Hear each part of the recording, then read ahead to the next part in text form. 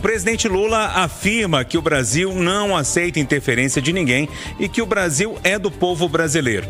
A afirmação foi feita ao comentar o apoio do presidente dos Estados Unidos a Jair Bolsonaro.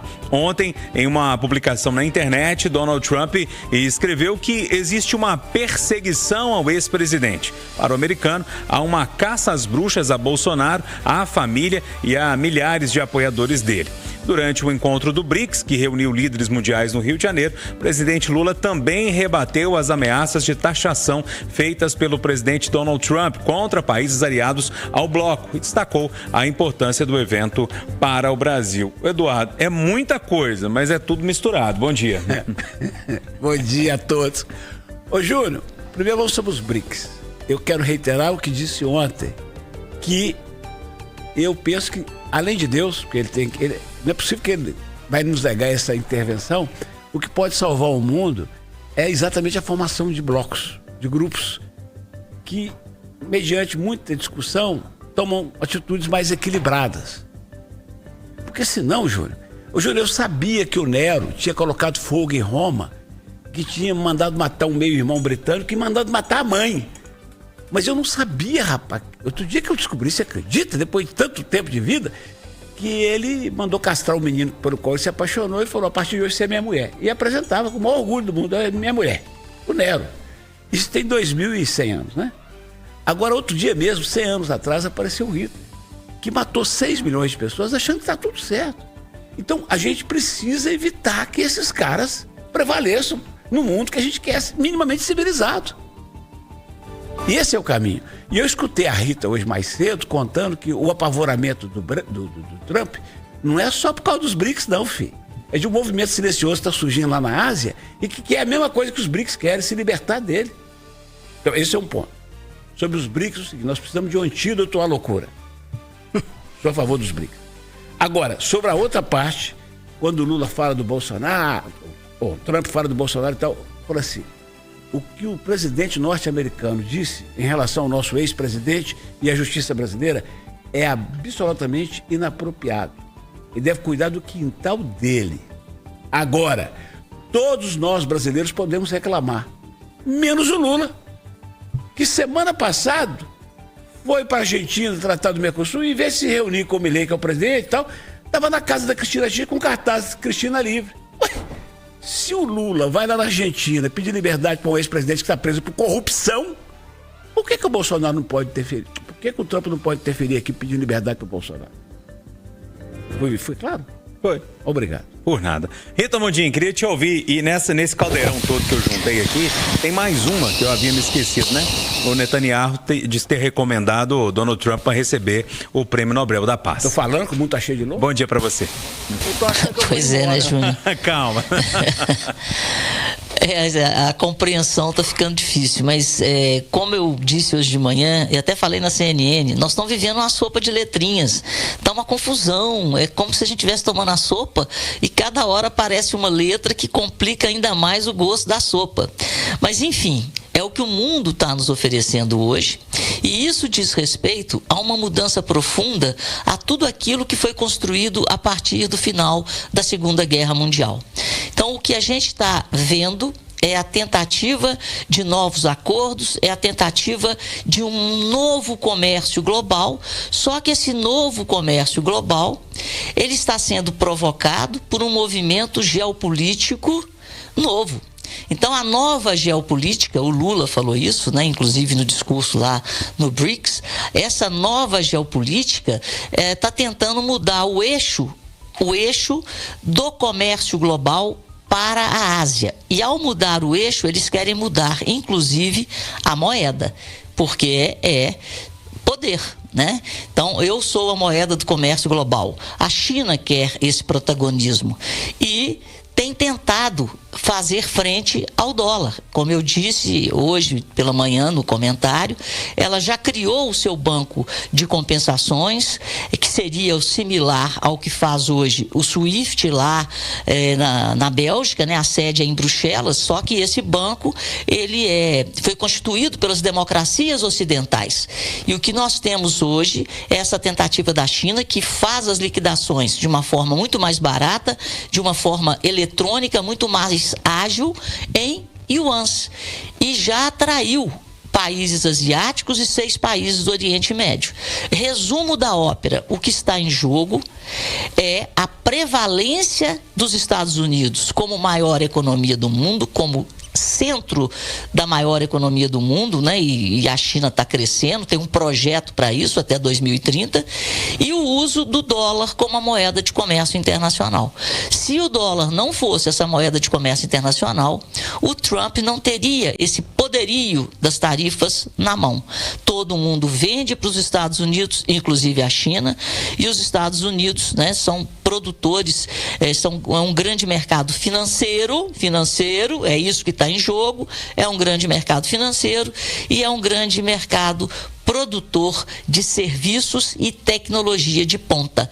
Então, o Trump não quer perder este protagonismo e mudar o eixo do mundo para a Ásia. É por aí. E as tarifas dos 14 países que ele divulgou ontem contemplam com mais de 30% esses países que fazem parte desse bloco asiático, que é o ASEAN, né? Então, países como a Tailândia, a Indonésia foram contemplados com tarifas acima de 30%. Essa é a encrenca do mundo. É tudo por poder, é tudo por dinheiro. E aí, William Travassos? Bom dia. Bom dia, Júnior Moreira. Bom dia, bancada. Bom dia aos ouvintes da Itatiaia. Eu tenho que concordar com o Lula quando ele fala que o Brasil tem um dono que é o povo brasileiro. E o que a gente espera do líder deste povo é um bom relacionamento com as nações. Os Estados Unidos é o segundo maior parceiro, né, comercial do Brasil. E a gente não vai chegar a lugar nenhum quando a gente começa a tentar reinventar a roda e mandar piadinhas como unilateralismo. Quando você começa a, por exemplo, atacar Israel, chamando Israel de um Estado genocida, lembrando que é um grande parceiro do governo americano, quando a gente acolhe o Irã, financiador de terroristas, quando a gente vai e pede um salve a corrupta da Argentina. Então, assim, o Brasil sempre foi um país muito equilibrado nas suas relações internacionais. E o que eu vejo hoje é a ideologia, é a forma áspera de lidar com um mundo tão globalizado. Eu acho que a gente não precisava disso, cara. Nós temos tantos problemas a serem resolvidos e a gente está buscando tensão no mapa geopolítico. Jura, cara? O Brasil está querendo comprar problema com o mundo ou com alguns integrantes deste cenário? Isso não vai acabar bem pra gente. Eu não posso ficar brigando com o meu segundo parceiro comercial desse jeito, não é assim. Você brigaria com o teu segundo maior cliente desta forma? Não. Mesmo que o primeiro, aquele que você tem a melhor relação, que é o teu 01, que é a China, você vai brigar com o segundo? Você precisa dele. Então, acho que a diplomacia brasileira está num caminho muito equivocado. Posso resumir a prosa até aqui, Silvana? Você voltar ao ponto inicial? Vai lá. Lula reclama da reclamação de Trump sobre Bolsonaro. Esse é o primeiro ponto. Segundo ponto, Lula reclama da possível taxação de países do BRICS. E 3, Netanyahu quer dar o Nobel da Paz pro Trump. Resumindo, a prosa é essa. Bom dia. Pois é. Bom dia, Júnior. Bom dia a todos da bancada. Bom dia aos nossos ouvintes. Olha, com relação à parte econômica, eu acho que a Rita foi perfeita, né? Com o peso e o que o Eduardo falou. Sem que a gente se una, gente, não tem jeito. Sozinho não vai ser. Ou nós vamos voltar a ser só pro interior. O que tiver a gente come, que não tiver azar, não tem jeito. Então, há necessidade de atuação em bloco. E é claro que os Estados Unidos não querem perder a hegemonia. Então, o que ele puder bombardear, vai bombardear de qualquer outro bloco que surja. Né? Eu queria muito mesmo falar a respeito desse problema de palpite, né, gente? Primeira coisa que a gente tem que ver, e o William falou isso muito bem, o Brasil sempre teve uma respeitabilidade diplomática no mundo muito grande. Tanto que quem é que preside a Assembleia Geral da ONU? É o Brasil. Né? E por que isso? Porque lá em 1948, pela característica do nosso país, nós fomos escolhidos para a composição da ONU, da Organização dos Estados, das Nações Unidas, dos Estados, né? E com isso acontece desde hoje, por conta da nossa diplomacia, por conta da maneira, mas a gente tem que ver quem que era, né, diplomata nosso desde o século passado, retrasado, etc. Enfim, e aí, a gente não, esse tipo de palpite no que acontece dentro do país dos outros, principalmente em esfera jurídica, e eleição em esfera jurídica, a não ser que você tenha assim, alguma coisa absurda, como é o caso da Venezuela, né? As eleições na Venezuela são claramente fraudadas, mas assim mesmo a turma, ninguém tá nem aí, porque compra o petróleo, vamos que vamos, e azar, os venezuelanos é que se lasquem. Hoje nós temos mais venezuelanos dentro do Brasil do que portugueses, né? Nesse último censo que saiu, e foi uma coisa muito interessante isso. Então, esse tipo de fala, ela não tem nada a ver, isso é palpite. E outra coisa que a gente tem que ver, gente, o tal do Eduardo Bolsonaro, ele é de, segundo ele, né, eu tô acreditando nele, ele é de dentro da casa do Trump. Então, quem falou isso tudo lá é o Eduardo Bolsonaro falando pra ele, o Trump balangou o beijo lá com relação a isso. Ó, eu acho que tá sendo perseguido, eu acho que isso não tá certo. E esse é o grande problema. Se fosse um grande diplomata, né, se fosse um presidente diplomata, ele não ia falar isso. Mas com certeza absoluta, não é. Ele brigou com o melhor amigo dele, o cara lá, como é que é o cara acabou? O Musk. O homem tem nome de perfume, né? Musk, Almisca, sei lá, na minha época isso era nome de perfume. Ele brigou com esse homem, já quer mandar o homem pra fora do país. Tinha um perfume com esse nome mesmo. Não tinha um perfume com esse nome, é um homem com nome de perfume. Devia feder pra caramba. Creio em Deus Pai. Enfim, ele briga com todo mundo. E aí, como se não bastasse, nós estamos vendo assim, a faixa de Gaza, alguém tem dúvida de que aquilo vai acabar? Não, eu não tenho dúvida, e vai acabar porque vai morrer todo mundo, aquilo não vai sobrar nada ali não. Eles vão cercar aquilo, salgar e esperar um tempo para ver o que vai acontecer. E o mundo está assistindo isso com olhos... todo mundo consternado, mas resolver o problema mesmo, ninguém está resolvendo. E as pessoas continuam morrendo lá. E aí, chega um sujeito, Netanyahu, que nós já sabemos que tem questionamentos outros, que não são só dessa violência, mas inclusive em casos de corrupção, de envolvimento em corrupção, e vai falar a respeito de dar prêmio Nobel da Paz. Eu vou te falar, eu vou lançar a campanha agora. Kim Jong-un, Heung Kong Fu, como é que é aquele homem lá da Coreia do Norte? Eu prefiro ele pra ser prêmio Nobel da Paz. Já que é assim, já que é pra vacaiar o trem, vamos com ele.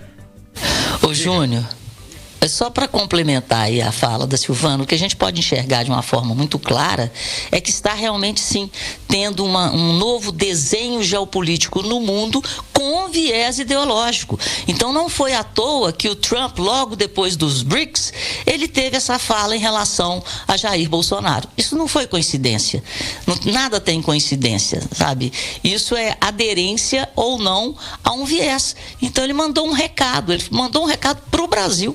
É por aí.